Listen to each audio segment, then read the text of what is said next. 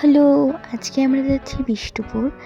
আর বিষ্টুপুর যাওয়ার জন্য আমরা টোটোর মধ্যে বসেও গিয়েছি।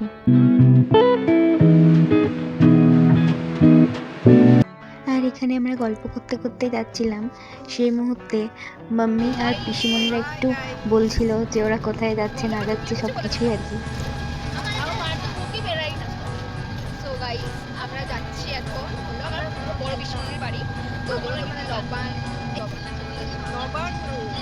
আমরা নবান্ন খাইতে যাচ্ছি। তো দেখতে দেখতে আমরা বিষ্টুপুরে পৌঁছেও গিয়েছিলাম।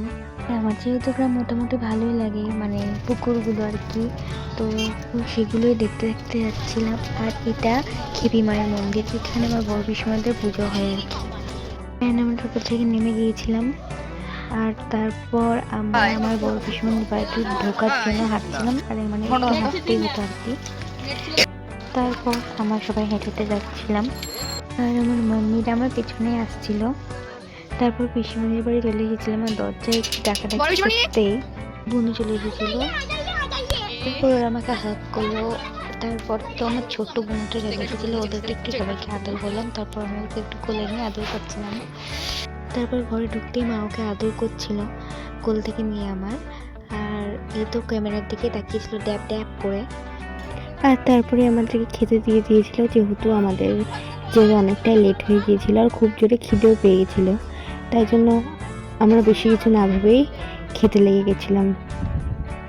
আর খাওয়া শেষে আমরা মাদের জন্য একটু ওয়েট করছিলাম বসে বসে, আর বাবুকে নিয়ে আমরা চুপচাপ বসে বসেই খেলা করছিলাম। আর তারপর মাদের খাওয়া শেষে আমরা চারিদিকটা একটু ঘুরে ঘুরে দেখছিলাম। আর তারপর মারা এখানে সবাই ফটোশ্যুট করছিল। আর এমন তাকিয়েছিল। দেন আমরা সেখান থেকে কৃষ্ণ মন্দির চলে গেছিলাম, এটা আখড়া নামে পরিচিত। তো আমরা সেখানে একটু ঘুরতে গেছিলাম। তো তারপর গেছি মেন কোর্সের জন্য ডাকাডাকি করছিল, মানে খাওয়া দাওয়ার জন্য আর কি। তারপর আমি আর আমার ভাইয়া যাচ্ছিলাম সেখানে, কারণ সবাই আগে থেকেই বসে গিয়েছিল। সো তারপর আমি আর আমার বোন মিলে একটু ঢং করছিলাম।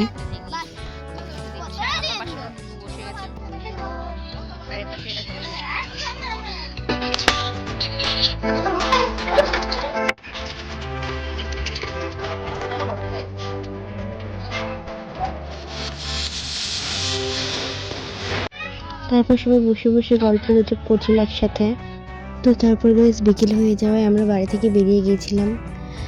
আর তারপর সবাই আমাদেরকে এগিয়ে দিতে এসেছিল।